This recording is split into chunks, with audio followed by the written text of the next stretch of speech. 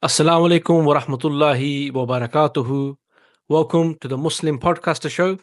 I'm your host Majid, and today I'm joined by a dear brother, Brother Muttaqi Ismail, host of the Islamic History Podcast. Assalamu alaikum, bro, and welcome back to the show. Wa alaikum assalam wa rahmatullahi wa barakatuh. Brother Majid, thank you for inviting me once again. Always happy to talk with you, and I think we got a lot to talk about today as usual. Yes, we do, bro. But before we get into the stuff, how are you doing? How's the podcast? How's the family? How's everything? Alhamdulillah, family's good. They are continuously growing. And as I mentioned before, we took a little walk with my daughter, and today's Saturday, so we're mostly just chilling out at home. As far as the podcast, alhamdulillah, we are finally in the final season of the Mughal Empire. We are going through the slow decline. I think right now, where are we at right now? We went past Rangila, who was like the playboy. He ruled for like 30 years. He was like the playboy emperor. And it's also during his reign that Nadir Shah from Persia invaded Delhi and, caused so many deaths and destruction. I think we're at the part right now where Lord Ahmed Shah Durrani, he came and went. So right now there's a weird spot. I think the Mughal emperor is really a Maratha puppet, basically, through his Grand Vizier, through the Vakili Mutlaq. The Vakili Mutlaq is like like the prime minister, basically. But the prime minister is a puppet of the Marathas, and in that way, the Marathas are controlling the emperor. So we got about maybe 6 more episodes before it ends. So maybe maybe 6 more episodes until we get to the Sepoy Mutiny of 1857, and then all comes crashing down with Bahadur Shah II. I did read that book that you recommended, The Last Mughal. I used it as part of the research. I didn't read all of it, but I read a good chunk of it, and I used it for I used a lot of it for the research for the show, including what a brother who he lives in the United States, but he's originally from Pakistan. He did a lot of the research. So between those two things, I think we have a pretty good story. It's a sad story, but it's a good story, though. Alhamdulillah.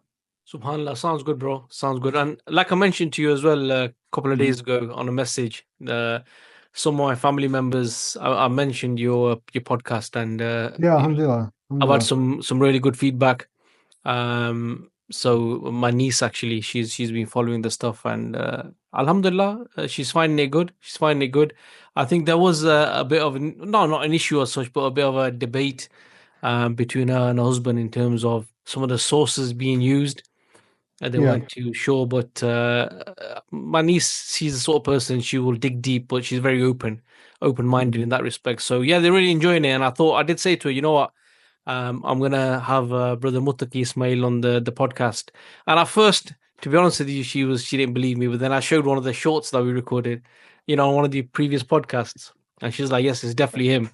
So so inshallah, some good stuff. Keep up the good stuff.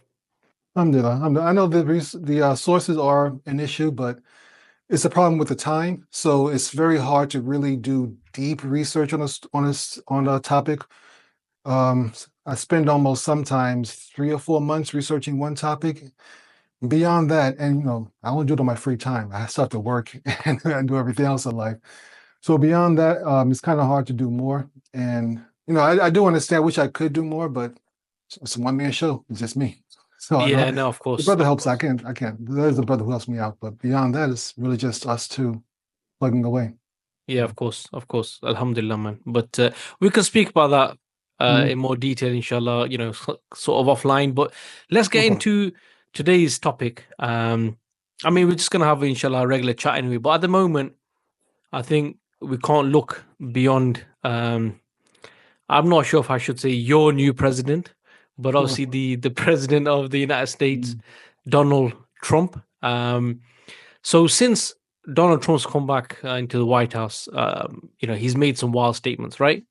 For example, he's proposed making Canada part of the US. He's talked about renaming the Gulf of Mexico to the Gulf of America. Also, thrown out the idea of taking over the Panama Canal. So a lot of things he's been saying, which people are just saying, yeah, this is Trump. But what we've seen is that none of these have sparked as much global outrage, shall I say, as his latest comments on Palestine, right? So, as we know, the Trump about a week ago first suggested that the people from Gaza, the Palestinians, should move to Jordan and Egypt. And then recently, when he was in a meeting with his buddy in crime, Netanyahu, Mhm. he said something which shocked many people, where basically he said the US would own Gaza, rebuild it, make it into the a land for the people of the world, and basically that wouldn't really include the Palestinians, even though there was a bit of backtracking, but ultimately it's clear what he said. So this is obviously it's caused a lot of backlash, outrage, worldwide. I'd argue. So I thought, you know what, I need to speak about this, and there's no one better to speak to than Brother Muttaqi on this issue. So I wanted to get your take on this, really, because obviously you live in America, so you are an American. You get me? So get your view. Try to understand the reaction on the ground in the US. How are people responding to these statements and so on. So yeah, bro. What's your initial thoughts on what's being said by Mr. Donald J. Trump? Really just Trump being Trump. Well, there's a couple of things to go around with this. First, there are those who voted for Kamala, and everyone knows that one of the reasons why she lost was that she didn't have the vote of many Muslims and many Arabs or people of Arab descent, whether they were Muslim or not. But definitely many Muslims did not vote for her, and much of it was because of Palestine. And so there is a narrative of them saying, well, we told you so, in so many words, we told you so, and don't come crying to us for help, and you should have did this, and you should have did that, so forth and so on. I don't see how anyone thinks that I don't know what she would have done that would have been any better, why anyone thinks she would have been any better. I mean, she made it clear that she was going to follow the same policy as Joe Biden, which was to do absolutely nothing. So I don't think that is really a true argument. And I don't think Muslims who decided to sit out the election or vote for a third party, then no, I don't think you should feel any sort of remorse or regret. Kamala Harris would not have been done any better. Now you voted for Trump, you may have to question yourself about that. We voted for him directly. You may have to question yourself about that. But if you decide to sit it out, or just not vote at all, or vote for a third party, I don't think you should have any regret, because we saw what we were getting with Kamala Harris, just more of the same. And she did not give any indication that she would do anything any different. So, I mean, it is what it is. And also, we should also try to use our political power, what little bit we have in this country, to push our agenda, not be tied to any political party. We should only be tied to whatever is the agenda of the American Muslim community and the Muslim world at large. We should be tied to that agenda, not to any political party. So if for some reason it looks better to vote Democrat, then maybe we should do that. If for another reason it looks better to vote Republican, then do that. If for some reason it looks better not to vote at all, then do that as well. And we should use our votes strategically. I can only give people the advice. As a Black American, Black Americans have been tied to the Democratic Party since before I was born, way back into probably the 60s or so, at least into the 60s. And it hasn't really done much for us. I don't think we should, I don't think Muslims should, I think Muslims should be careful about hitching their horse to that cart, because it's pretty much a dead end. Use them the way they use us, that's all. Now, regarding Donald Trump's actual statements, again, it's Trump being Trump. I don't really put too much hold into it, because geopolitically, it's not possible for him to do it in that way. Now, I got to admit, I don't know what's going to happen with Gaza. It's hard for me to even see what the next step will be. But you just can't move 2 million people without violence. You can't forcibly move 2 million people without there being a massacre. And I have a video coming out soon, inshallah, discussing this. But every time there's been a great movement of people by force, not willing migration, but a great forceful move of people, where you force people against their will to move from one location to another, it always ends up with massacre, atrocities, sometimes genocide. It always winds up being a problem with many people dying. There's just no way of doing it without killing people, because people will resist, and you got to use violence to make the move, But once you use that violence to make the move, it's going to lead to death and destruction. So there's no way to do that. The United States, I do know politically, the United States or the people within the United States do not have the stomach for another Middle Eastern war that's not a direct threat to U.S. sovereignty. They're regular people. Now, I understand that the United States doesn't always do what its people wants, but when it comes to waging war, they kind of have to sell it. Even the Iraq war, they had to sell that war, and they sold it hard. So in order for there to be a war, that sort of military commitment, the United States will have to sell it, and the government, President Trump, will have to sell it. Another thing is that it will probably lead to another forever war, like the war in Afghanistan lasted for nearly half our lives. So, Trump doesn't want that. He is, if nothing else, he's an egomaniac. He's very sensitive about his legacy and about his one of the I would say funniest things or humorous things in a sad way, in a way, was that when he was giving that press conference with Benjamin Netanyahu, he was giving the press conference, he kept mentioning how things weren't like this when I was here before, and I came back, I'm back again. He kept mentioning over and over again how it wasn't like that when he was there, but now he's back again. And he just kept mentioning that, I'm back, I'm back, I'm back. This man has such an ego. So this is like watching a sitcom or a television show about the presidency. The only thing is, of course, real people are getting killed, real people are dying. But this is Trump being Trump. It is unlikely that it will go down like that. That being said, if the United States did colonize Palestine, they'll be more humane than Israel was. But of course, I do not want the United States to colonize Palestine, any part of it. But better than Israel. But still, no, we shouldn't. We're not going to do that. We don't have the manpower. We have the manpower. We don't have the political will. We don't have the political will to do it. And it's just gotta wait and see. Allah knows best what's going to happen, because honestly, I really don't know. It's hard for me to even guess what's going to happen next. Yeah. Some interesting points, bro. Some interesting points. I mean, the first thing you touched upon, and it was something I was going to ask you in terms of the Arabs for Trump and that bandwagon. Yeah. And we had a discussion before, and sort of what my stances are in terms of the sort of political involvement and stuff like this. But I think this is something which it's a reminder, really, that ultimately they are two sides to the same coin.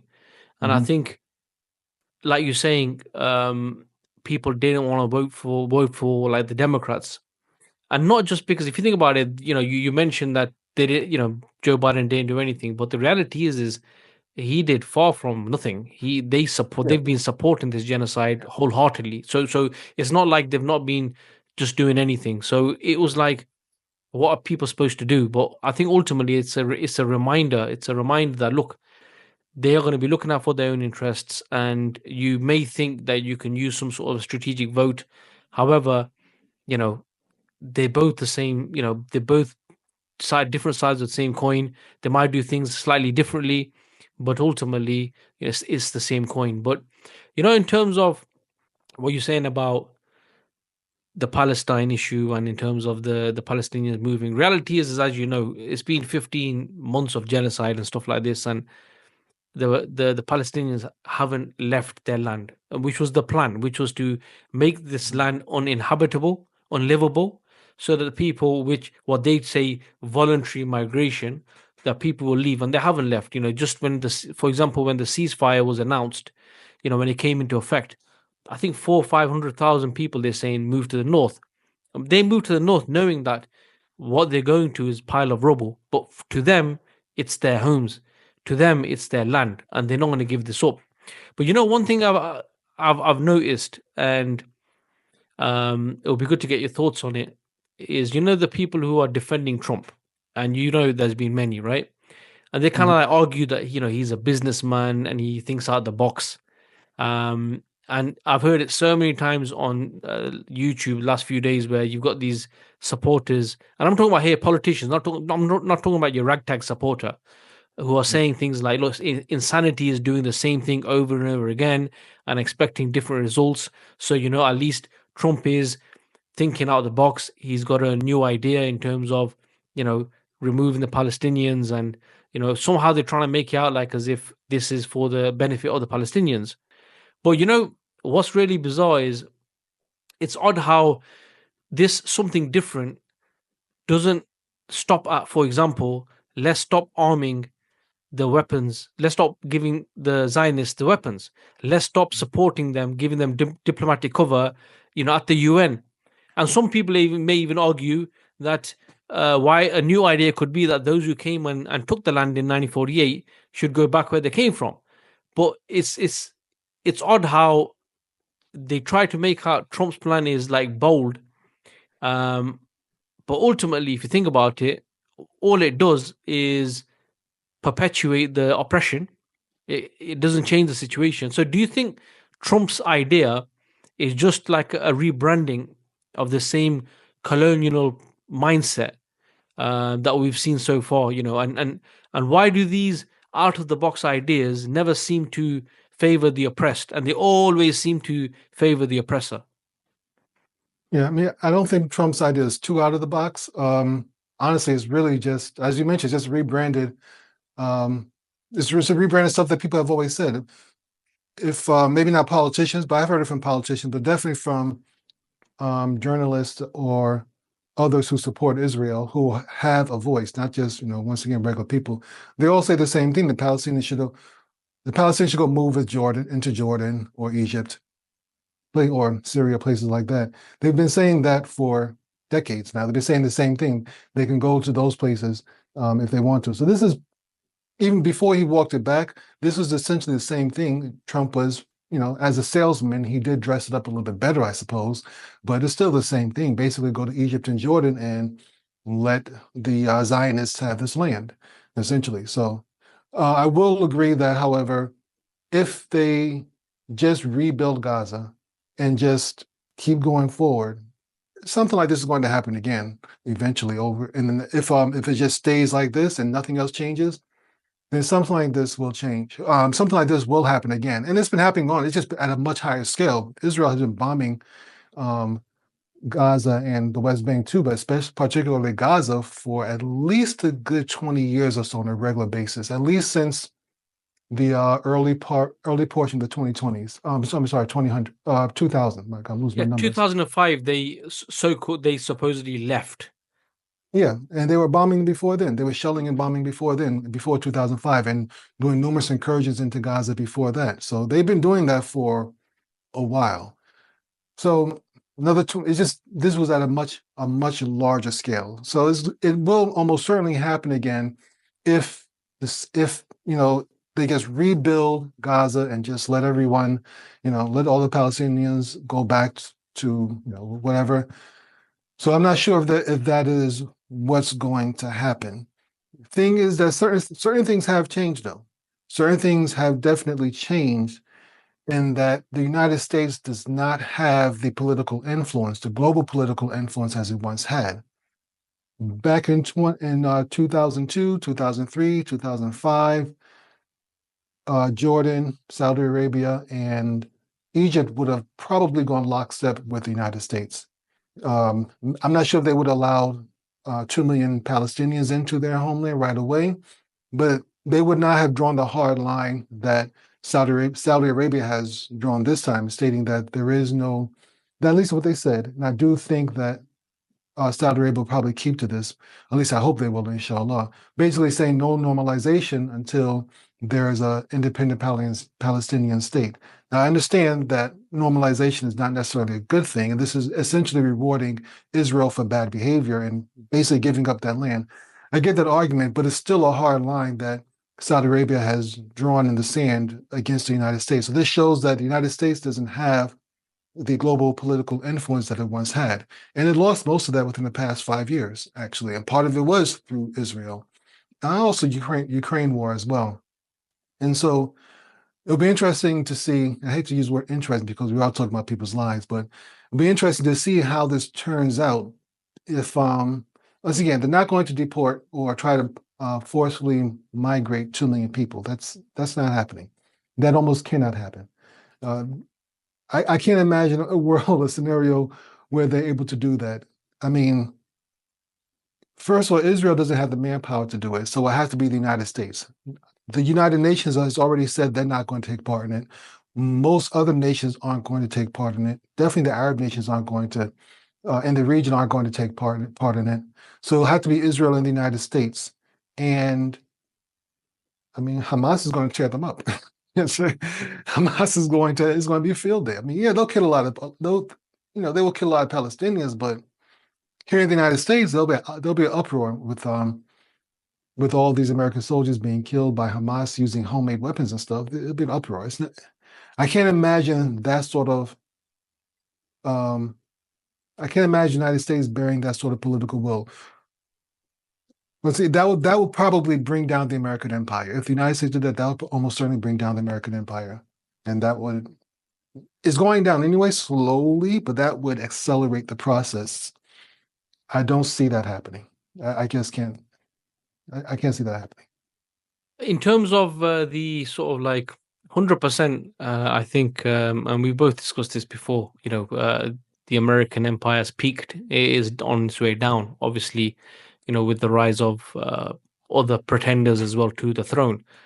But in terms of the regimes in the Middle East, I would have to differ with you in terms of these guys, they will do what they're told to do, even though they wouldn't want to do. Ultimately, I don't think they have their own will.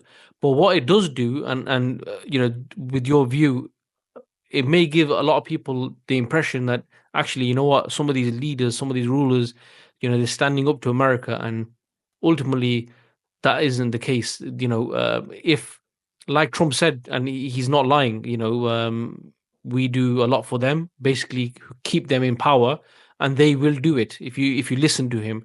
But like you said, moving the logistics, the boots on the ground, even though Trump has come out and said the Israelis, they will be the ones who are doing the moving, and then we'll just come in when no one's there.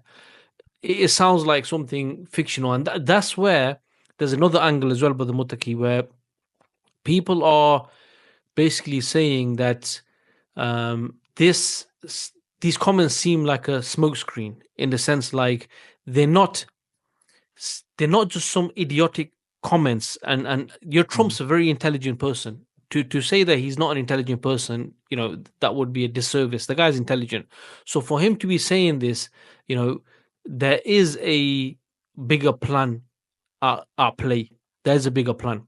And I think one of the things that people are saying that with this plan is that if you were to throw out the most outlandish plan, right, then what it does is it actually allows the discussion to begin that, okay, this suggestion is not possible, it's too hardcore, but what other options do we have?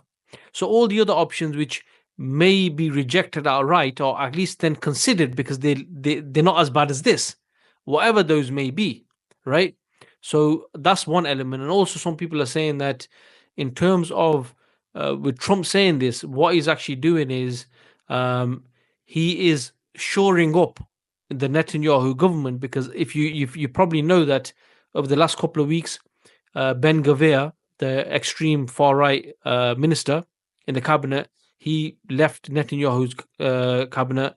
Smotrich has been saying basically, if we don't go back in and finish the job in Gaza, he's going to bring down the government. So as soon as these comments were made, some of these far right, members like Ben Gvir, they came out and said, "Yeah, we'll be joining joining back into government, basically upholding it."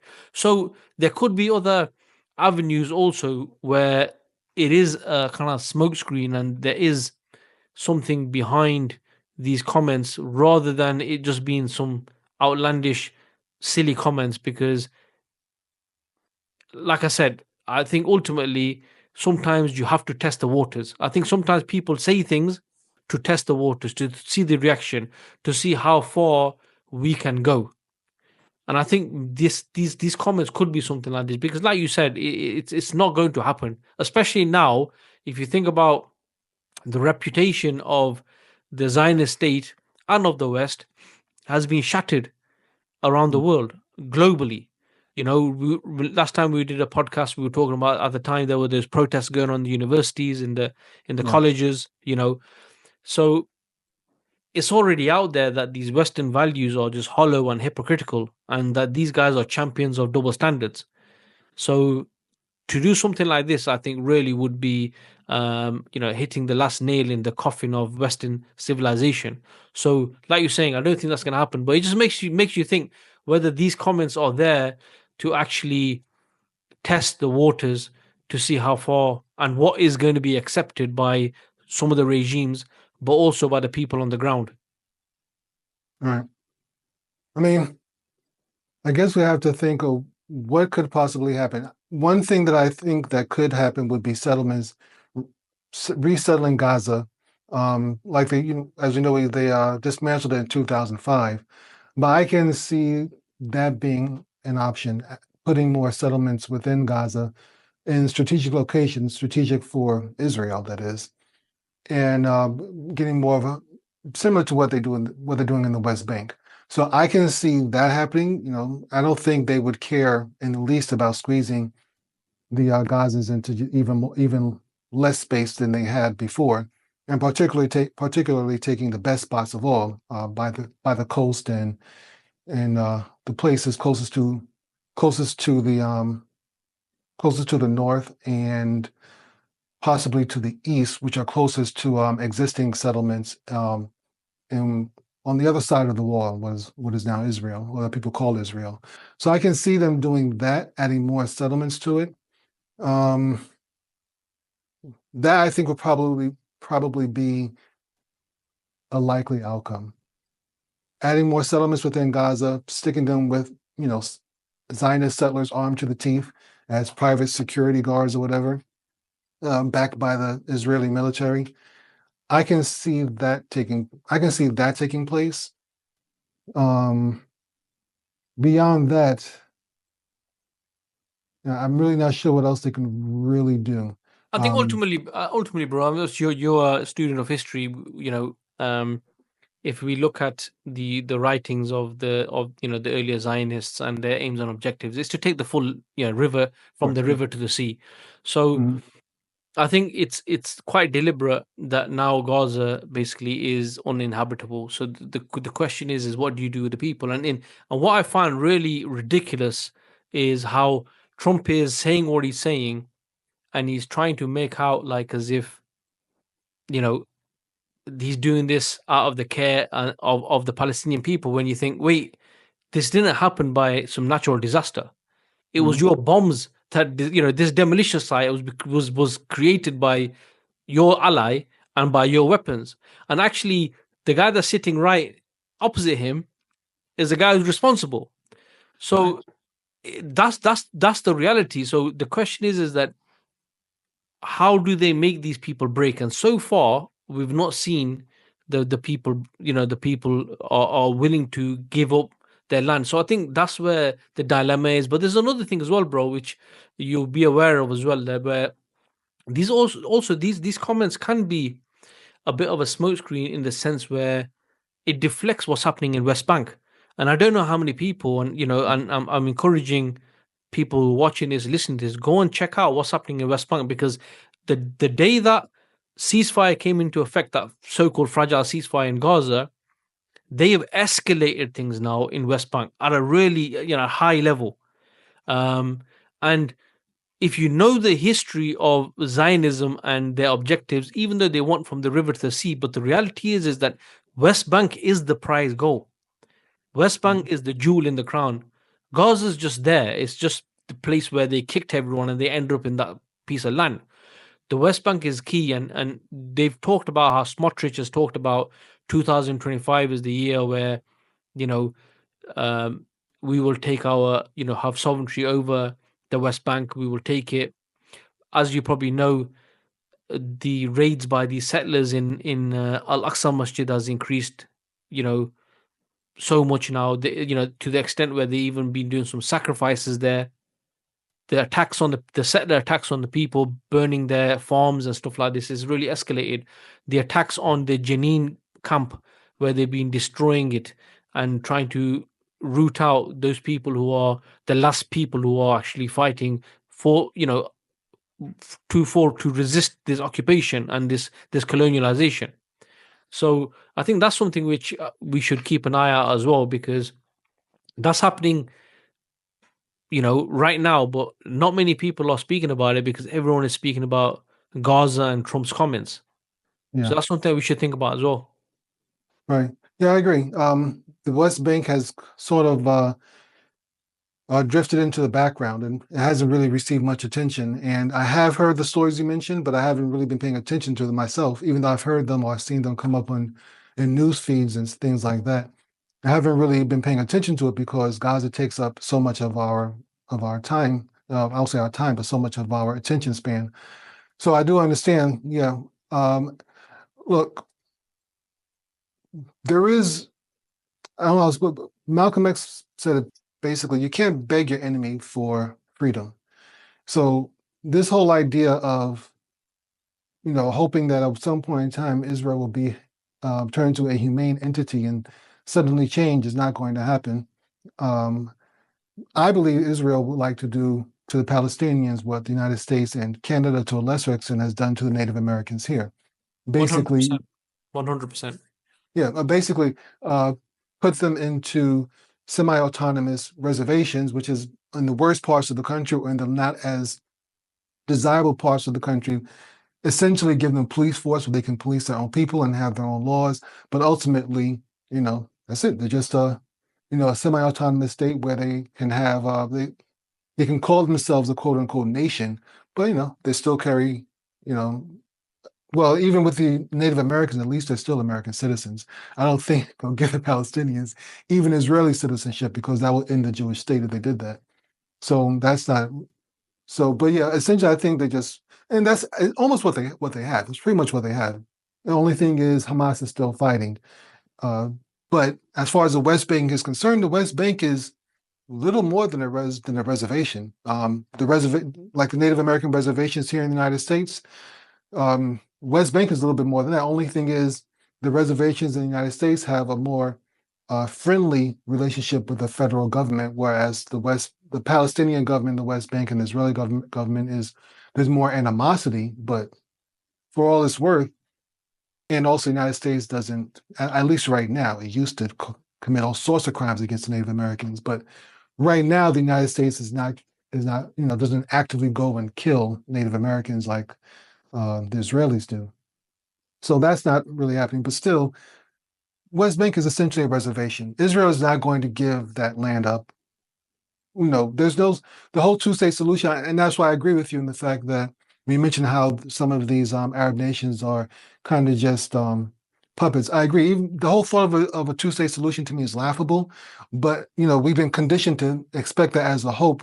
It's really hard to think of anything else.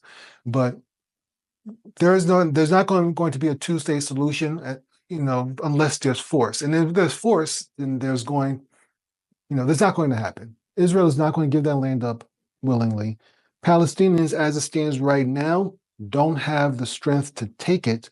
So what's the next step? The strength as far as just, I'm not talking about, Barakah and angels coming down. I'm talking about actual, not actual, but tangible things that we can see in the dunya, guns and weapons and things like that. They don't have the political nor even the military strength to just take the land. And the fact that they're divided, that Gaza and the West Bank are divided, it further weakens them. So ultimately, I do believe that Israel will eventually just encompass the entire West Bank, whereas for the longest time it was Israeli settlements that were little islands within West Bank. The roles are going to reverse. It'll be the West Bank reservations or the Palestinian areas surrounded by a whole sea of quote unquote Israeli territory, so forth and so on. And same thing in Gaza, and it just may reverse maybe reverse of what the West Bank is. But yeah, this is not going to happen. The two-state solution is not going to happen. Only way this is going to take place is by force. I don't think the Palestinian government, as it stands right now, has the will, definitely doesn't have the strength, but doesn't have the will to force anything in there, to force Israel to do anything. So Yeah. it would require a change outside of Palestine in the Muslim world and the global world in general. There has to be a change outside for there to be any sort of change within Palestine, any major change. I think this is just a step towards that. Ultimately, I do believe that Islam will prevail and Israel will fall. Whether I hope it doesn't, we don't have to wait for the Mahdi for that to happen. Oh, I don't have to wait for that. But ultimately, and even if we did, then that's just that's just playing right into scripture. If we do have to wait for that, then we know the hadith about stones and trees talking. I mean, people have to be there for those stones to talk, for those trees to talk. Otherwise, that's why I've always had an inkling that this might just be the way it is until Al-Akhirah, until Allah decides to shut the whole thing down. So Allah knows best, of course, but who knows? Yeah, I think you make a solid point, bro. I think you make a solid point because, like you said, the I think what we should do is we should look at the heroism and steadfastness of the people of Palestine, Mhm. but to now expect them to liberate themselves is extremely naive and washing your hands off your own responsibilities. I think you're right. There has to be a change outside, and that change will contribute to the change on the ground. Because to think to expect the people who are being oppressed, who have nothing, who have mainly stones and stuff, and then you may have a few, youngsters with some weapons and stuff like this, but it's not like everyone is armed and everyone's fighting. Mhm. To expect them to liberate themselves, this is not how Islam works. The responsibility lies on the Muslims outside to come to the aid. And I think maybe that's the big difference between the Native Americans and the Aborigines. They sort of like it kind of became extinct as the indigenous people, shall we say, and they're now living out their lives on the reserves. But the people of Palestine, they stand for much greater, because Palestine is, a holy land, and it means so much, not just to the Palestinians, but to all the Muslims around the world. So it's not easy for these people just to do the same that as they did to other colonized people, and that's why it's important. And in terms of the two-state solution, I think ultimately, forget the Muslim side. I mean, as Muslims, and I've mentioned it to this before as well. As Muslims, we can't accept a two-state solution, because that is signing off the Muslim lands, which we do not have the right to do so. However, put that to the side.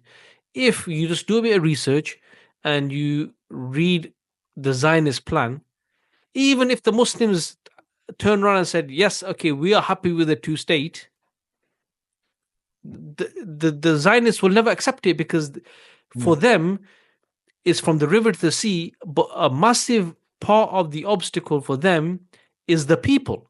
This is one of the biggest issues. It's not even been about land, because if you read about even when they took over in 48 and even later, at that time there were some Israelis who were encouraging and who were urging Ben Gurion, the leader, to actually take West Bank and the other areas.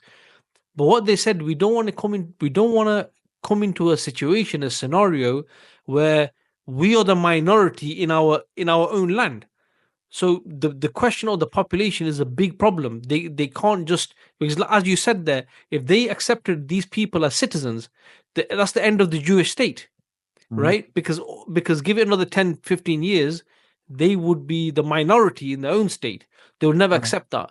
So for them, the way I see it, bro, is the Americans and the Zionists, they're on the same page. However, the difference is in the way on how they want to do things. With the Zionists, they only know death, death, death, right? They don't care what anyone else thinks. But the Americans are more pragmatic, they are more diplomatic. So for them, as an example, would be okay, the reality on the ground is you have Hamas. You can't just eradicate them because they are the people. So what can we do? Okay, let's merge them into the Palestinian Authority, which who are already sellouts, as an example. Mhm. Tell them to give their weapons away. They become part of the political setup. you've already now finished them off as a resistance entity. They're no longer a resistance entity. That's how America works. The Zionists don't operate like that. They just want to kill, they want to eradicate, they're very arrogant. Ultimately, they want the same thing. But yeah, I think they're the challenges, and you know, I think with Trump, he understands this as well, that they have to do something with those people. But like you said, who knows what's going to be the outcome? But I think they are throwing out ideas now, to see what, you know, how far they can take this. But you know, even if the Arab leaders accepted it, even if the world population turned around and said, okay, yeah, all right, we see merit in this, they have a big problem, and that's the people of Gaza themselves. And I can't see them, and I'm sure you will agree with me, Yeah. willingly, right, after all they've been through, not over just 15 months, like you're saying, 2000, since 2005, and you know, since even before then, that these people who still from the borders of you know, this concentration camp, they can see the lands that they were kicked out from. They still hold the deeds, they still hold the keys for their homes. They're never going to accept this plan. Yeah. I was and going back to what you mentioned regarding the corruption of the neighboring states. And as you said, the change will have to come from outside. If they were somehow able to move the bulk of the population of the indigenous population of Gaza to these states, that would, almost certainly any of these states except, 500,000, 700,000 people just overnight is going to destabilize their states, their governments. Yeah, that I think will probably bring about Israel's demise perhaps even quicker, because honestly, Israel couldn't exist if not for the complacency of the neighboring states. It will be it will be in constant warfare, not just with women and children and refugees. It will be in constant warfare with the surrounding nations. So yeah, for all the praise that Jimmy Carter got, I'm not sure if he knew what he was doing, and I respect some of the stuff he did.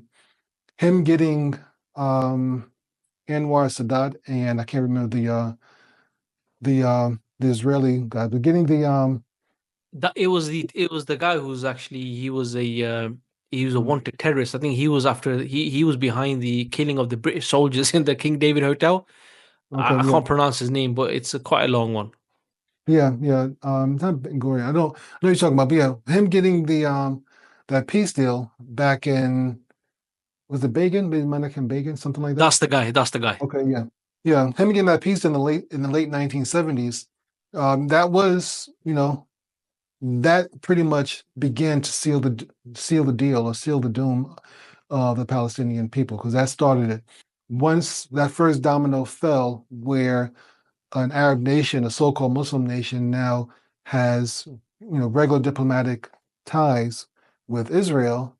Before long, other nations fell. Took them a couple of decades, but that was the first domino to fall. I think Jordan came through in the 1990s, and then from there we have, of course, the so-called Abraham Accords a couple of about 5 years ago or so.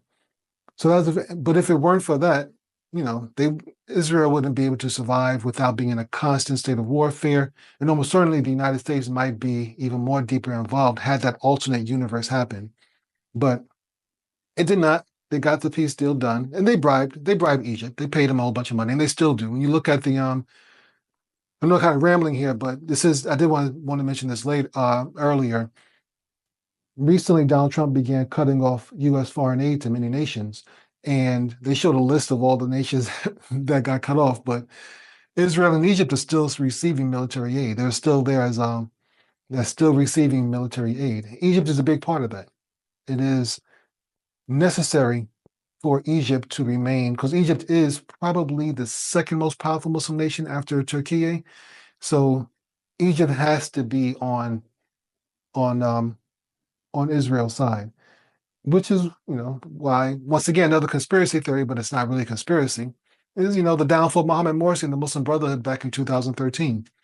They couldn't let the Muslim Brotherhood, which is the Hamas, is pretty much as the Palestinian branch of the Muslim Brotherhood. They couldn't allow the Muslim Brotherhood, no matter how, even though they came in saying all the right things, will honor previous agreements and all this sort of stuff. They couldn't allow the Muslim Brotherhood to hold on to the second most powerful Muslim nation and the most powerful Arab nation on its own. They couldn't allow that to happen. They had to get rid of them. And, so the downfall was rather swift, but I've seen the CIA. I'm not, so I've read about the CIA orchestrating popular uprisings, so it's not surprising that they could do that. But all that is part of the same thing. Yeah, they have to maintain those Arab nations in the vicinity, particularly Egypt, Jordan, and Saudi Arabia to a lesser extent, because Saudi Arabia doesn't border Israel or Palestine more correctly. It doesn't border that. Syria The thing is with Saudi Arabia, just to throw it, because the way Saudi Arabia is seen as the jewel in the crown, because the understanding is because they're seen somehow as the leaders of the Muslim world. The day they accept, they normalize. The hope is, the understanding is that there's nothing stopping other countries, not even in the region like Pakistan and these countries, to say, well, Saudi Arabia, the custodians of the two holy mosques, have accepted this, so why shouldn't we? That's why Saudi Arabia is a big key player here. Yeah, it is a key. It is definitely a very important part of it. And I know they really want that. Israel and the United States would love for that to happen. But it's as it is right now. I do take MBS at his word that as it is right now, do think it could change. I think if there's roughly a year or two of relative peace, then I think it could change. He could change his tune and go back into it. But as things stand right now, I do believe that he knows he doesn't have the um, political currency to talk normalization without putting some big gets, some big rewards before we get there. And he knows he can't do that. Mohammed ibn Salman, he's not a dumb guy either. He's pretty intelligent. He's very intelligent. He overestimates how much the West loves him. I don't know why he thinks the West loves him. They do not. All these guys, they got to realize the West does not love. The West doesn't love Muslims in general. They definitely don't love Muslim Arabs. They don't love them. But I'm just thinking when he came to the United States back in 2013, and he was came through. He wasn't wearing the traditional Saudi clothes. He was speaking with his almost perfect American accent, and and like 2 years later, when Jamal Khashoggi was killed, suddenly he's blacklisted everywhere. Dude, these guys break their toys, okay? They break their toys. You got to understand that. They will always break their toys. Thing with MBS is as well, I mean, he openly said this quite a few months ago when he said, look, he said, in terms of the Palestine issue, I don't really care too much about it. However, the majority of my population are, it's a young demographic, and it's an issue that they care for, and it is deep in their heart. So, like you're saying, he has to do. He can't do it without a backlash, and he can't do it without showing the people, here we have some sort of reward. Because originally what we saw is, before the Abrahamic Accords began, originally when this idea was kind of mooted about, where if there's a two-state solution, then the leaders will recognize Israel, there was always a deal on the table, in the sense like a give and take, right? Mm-hmm. When we saw the Abrahamic Accords take place, they recognized the Zionist state with nothing in exchange. In reality, the Palestine issue was taken off the card. They didn't really matter anymore. And that's why October the 7th was so key, because it brought them back on the map, to the extent now that these deals can't go through without some real, from their point of view, meaningful concessions on the ground by the Zionists. And that's why people at MBS, they will struggle to be able to go ahead with this normalization, which they also want, especially if the Zionists continue acting in the way they are. It's difficult for him. I mean, there's I don't necessarily disagree with you, because I think you're right, but I just want to add some context. There was some reward for accepting the Abrahamic Accords and normalizing ties with Israel for most of the nations. Some of them, for instance, Sudan and I think Morocco, they got some sort of, Sudan got a bunch of sanctions lifted off of them. It wasn't any reward for the Palestinians, but it was a reward for those governments in general. Those individual regimes Yeah, of those governments, they got something, which also brings up another thing with, speaking of Sudan, I don't know what UAE got. I think they just gave them, they didn't, because UAE doesn't need money. So I don't know what they got in return for normalizing ties with Israel. I think they just did it. And I know in previous conversations we've had, you've expressed, for lack of a better phrase, extreme disappointment with the United Arab Emirates. And more recently, I started doing some research on the Sudan conflict, the conflict in Sudan. And the they're more I behind see it, it, bro. it's like, They're behind it.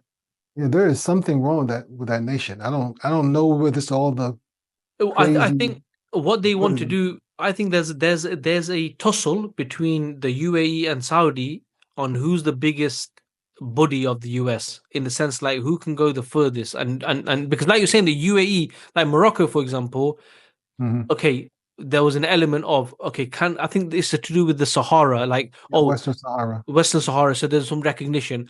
I think with Sudan, it was to do with sanctions and stuff like this. So yeah, there was no benefit for the Palestinians, but those countries, or those leaders, shall I say, they got something in return.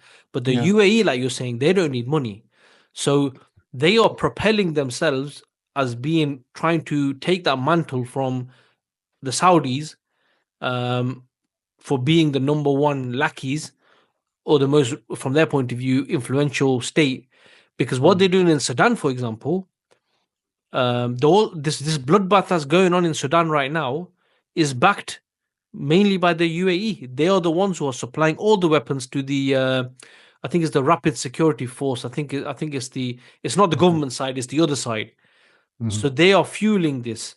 In fact, if I was to tell you that there's research done that majority of the think tanks, far right think tanks in America and in Europe, are funded by the UAE, you'll be surprised, that are also very anti-Islamic. So Yeah. they're doing a lot of things, bro. They're doing a lot of things out there, and I think it's for their, it's to elevate and propel themselves. Ultimately, they are nothing.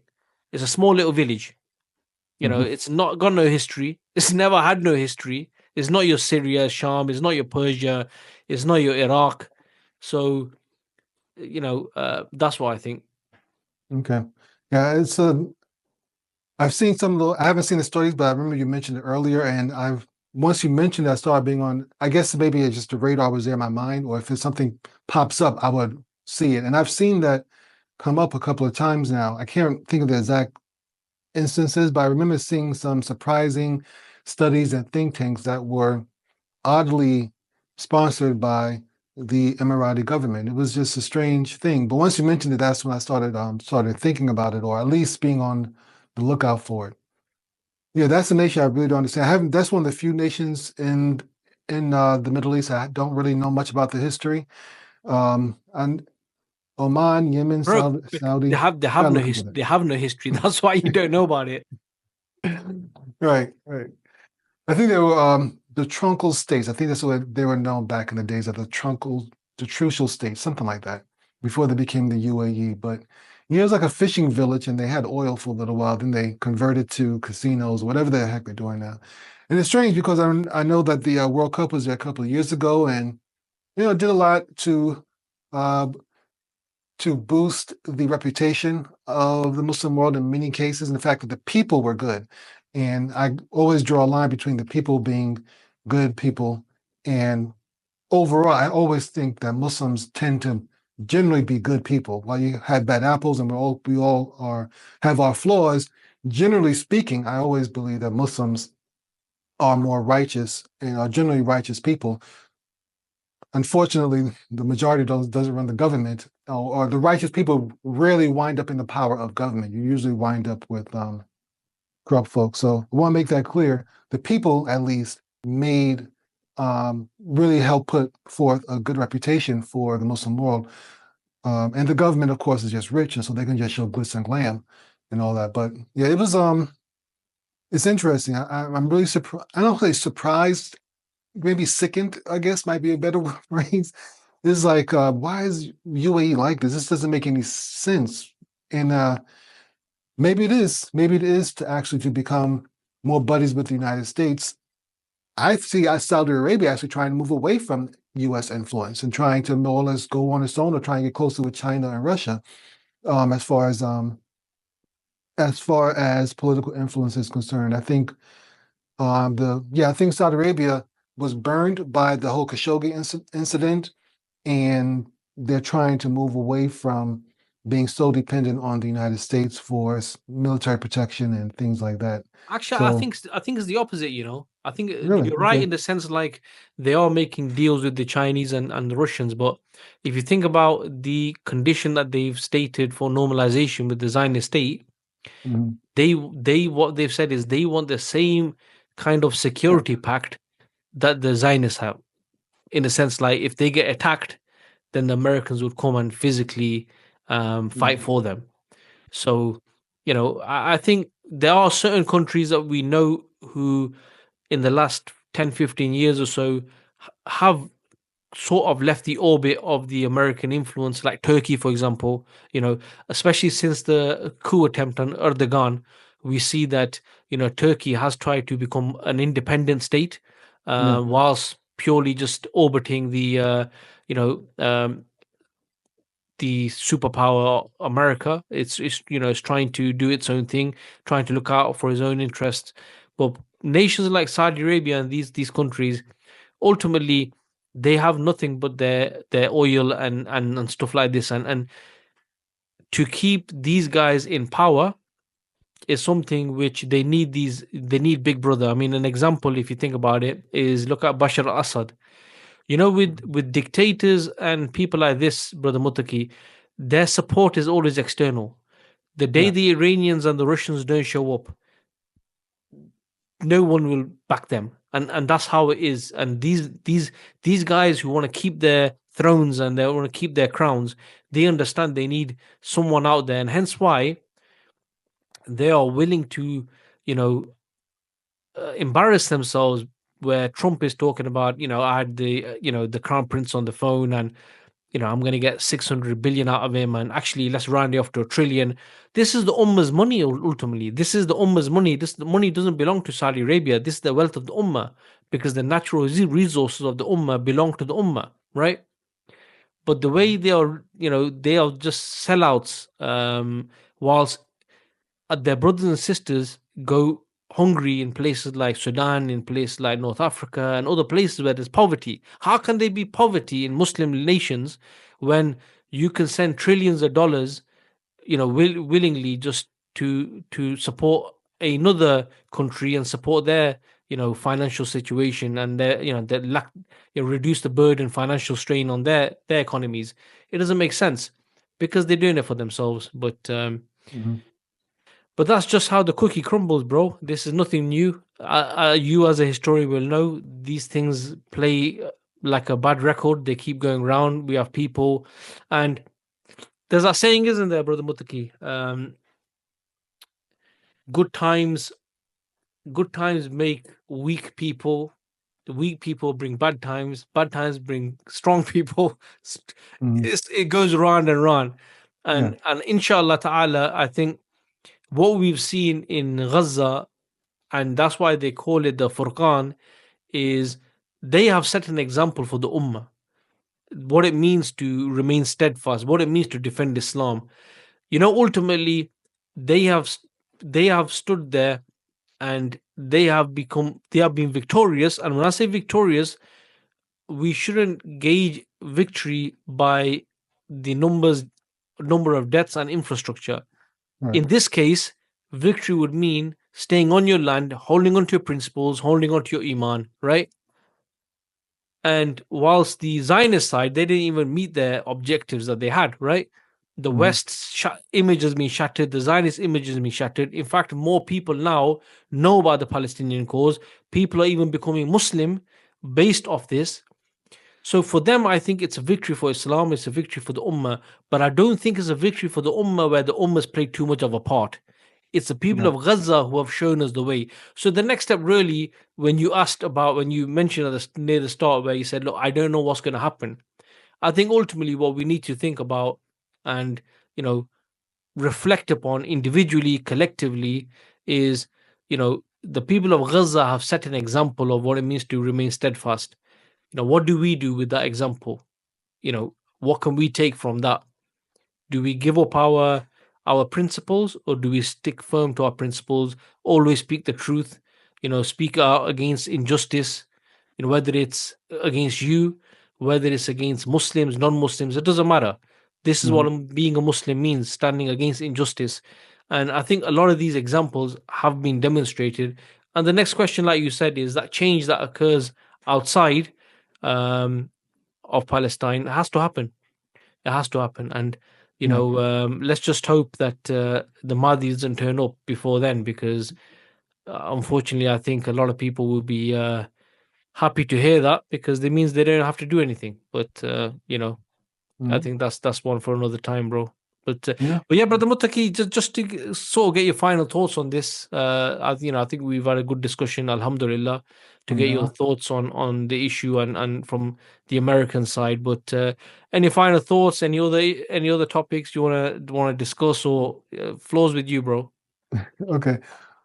Well, the general American public is probably not too much aware of what's going on. I know that with me being Muslim, I'm more um, attuned or in tune with trying to know what's going on in Gaza. The general American public, of course, I'm sure you've heard of all of the changes in the United States since Trump took office barely a month ago, with ending of these DEI initiatives and no more foreign aid and rounding up of illegal migrants and shipping them off and all this. Protesters as well. The same protests. He's kind of like clamped down, isn't it?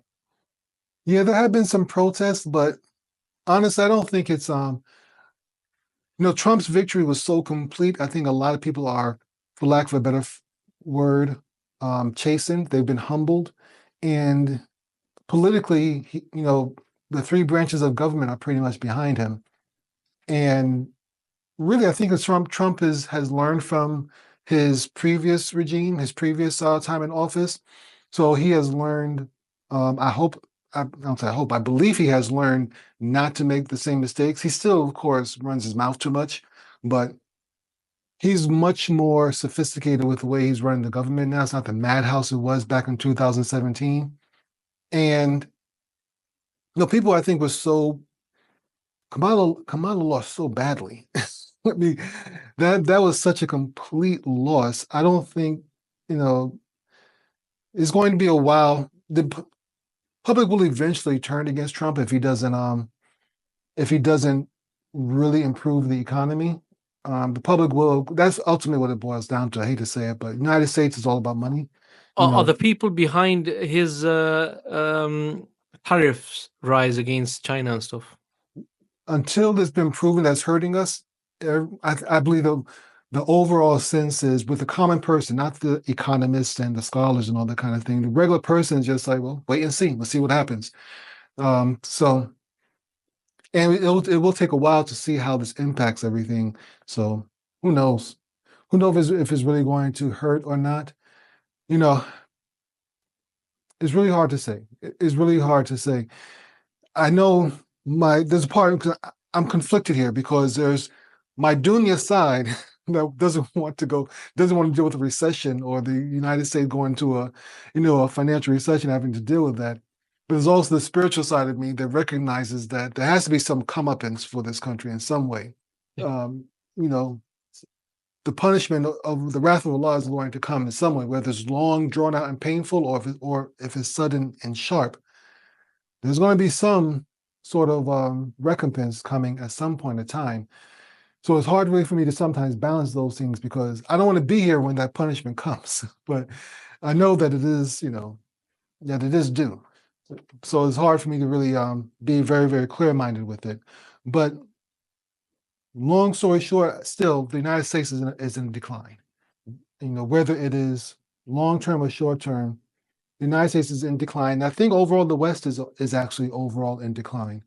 So they had a good run. They've been around. They had a good run. It's about 500 years, half a millennia. That's a pretty good run. But I think it's going to start to peter out, over the next, it's a couple of decades. It may take some time. Might not be within our lifetime, but the balance of power is shifting away from the West, and we'll see how that goes if we're still around, because it may take a long time. Who knows? Inshallah, bro. Mm. Inshallah.